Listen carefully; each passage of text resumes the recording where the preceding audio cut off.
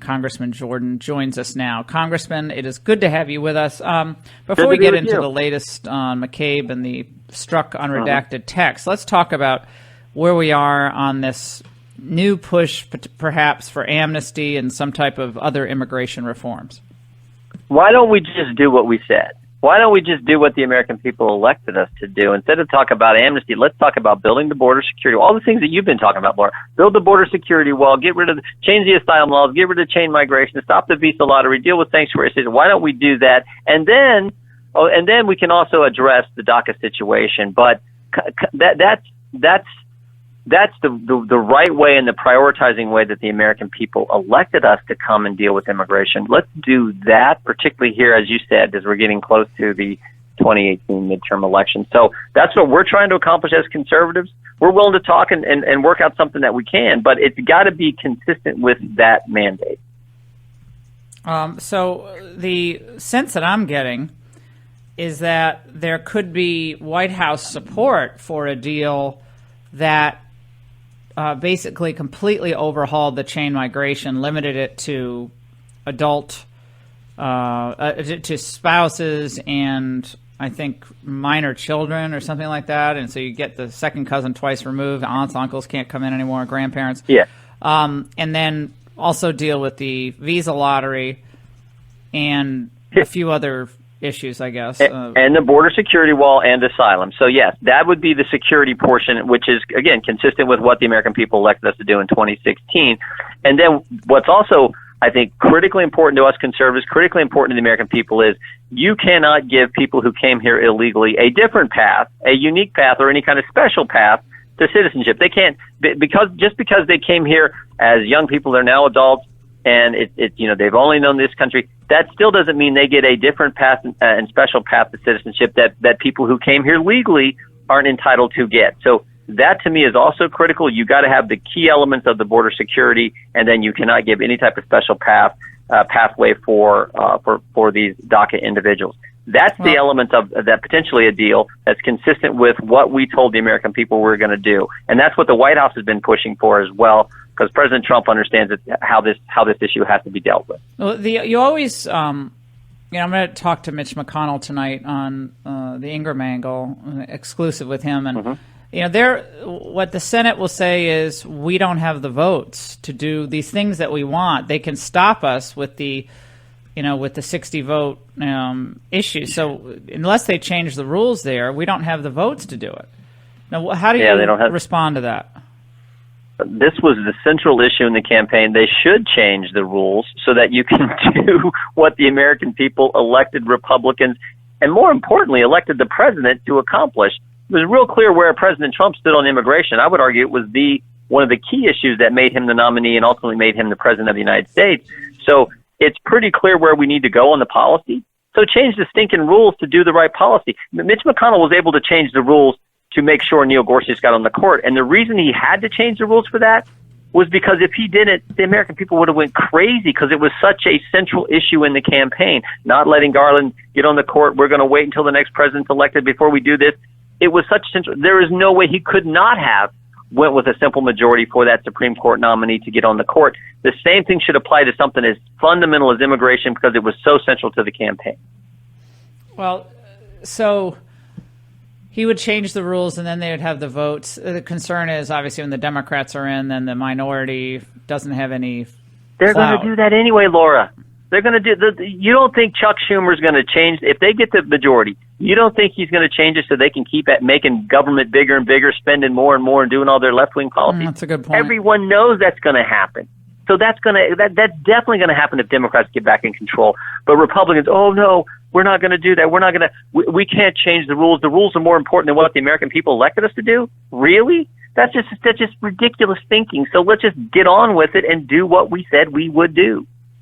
Well, and I think that again, politics is also the art of the possible. I do think that at some point we have to say, okay, if we do nothing on immigration, then we're going to have 3 million more people in the United States over the next 7 years or whatever it is, just by the legal chain migration. I mean, the way immigration is going today, we could have, just a spiraling out of control just due to the chain migration numbers. Yep. So that, you know what I'm saying? So even if we don't have let's say Mitch McConnell is not going to change the rules for whatever reason. Is there any value, and I can't believe I'm even saying this, but is there any value in doing chain migration, doing visa lottery, doing those reforms, and doing some type of permanent resident status for some of the DACA kids? Because at least you are you're doing what you can do. I mean, instead of doing nothing, and then the problem just keeps getting worse and worse. The short answer is there may be if the security stuff is real, and we are getting the wall, we are getting the border security wall, we are dealing with chain migration, all those key elements.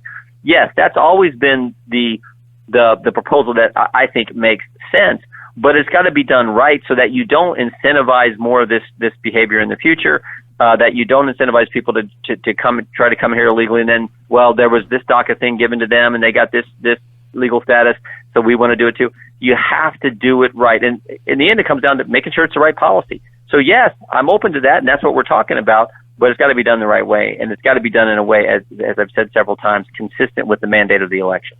Now, you have had concerns about the president and his tariffs, which are being used because of the massive trade deficits that we've racked up. $18 billion with Canada, which, look, you'd never think would have a trade deficit with Canada, but we do. $60 billion with Mexico, $380 billion last year with China. Goods and services with Europe when it comes to automobiles, where we deal with these ridiculous barriers in Germany, whereas they have a 2.5% tax on German vehicles coming into the United States. We deal with like a 20% tax in Germany. The president wants to change this dynamic because obviously it's not working for us. And are you one of the people critical of the tariffs? If so, why? Well, no. I appreciate the president trying to address what I think is a real problem. I think China is the biggest concern in this whole area, and the president is I think looking at it from trying to impact NAFTA, trying to in a big picture sense. I do get a little bit concerned because the 4th District of Ohio, which I get the privilege of representing, there's a lot more steel users, aluminum users than there are producers in that state. And we have some of the biggest manufacturing in the 435 congressional districts, Laura. We're in like the top 30 in manufacturing output. So it is big in our district. We're also the start of the Farm Belt. So I look at it from that perspective as well. But look, I've talked with Mr. Kudlow at the White House. He seems to think that this is going to work out in the end. We're going to get better deals and a better NAFTA agreement. So we're willing to go along here, but I am a little concerned because I just know the makeup of our district and the number of people who actually use steel and aluminum, which right now there's a tariff in place on those. Yeah, when you think about the size of the U.S. economy, it's about $20 trillion. The steel and aluminum imports in the United States are altogether about $20 billion. The market's already factored in the tariffs. It's already built into the market. The market's very strong. The fundamentals of the market going forward are extremely strong for corporate America and for medium and small sized companies. So I think people are overblowing the effect of these tariffs on Americans. Given it's a very small percentage of our overall economy. Maybe, and look, I know some of these big trade agreements that get done that aren't really always just about free market. There's always, I think, this idea that they help the big corporations at the expense of the marketplace. Maybe some of that's there as well. So I'm for free market. I'm for the growing economy that we have right now under President Trump, and I've been very pleased in the year and a half that the president's been in office. All the things that have been accomplished. Yeah. They said it was all going to collapse. All these smart people said it was all going to collapse. Larry Summers said we're going to have a recession by now. And Krugman is going to sell your stocks. Economy's growing. What an idiot. 3.9% unemployment, lowest it's ever been. And then on the foreign policy side, out of the Iran deal, the Koreas have met, the hostages have come home, the embassy's in Jerusalem, Gorsuch is on the court. I mean, by any definition, it's been an amazing year and a half. Of course, if you watch CNN, you wouldn't know any of that. You got to watch Laura Ingraham's show on Fox to know all those good things.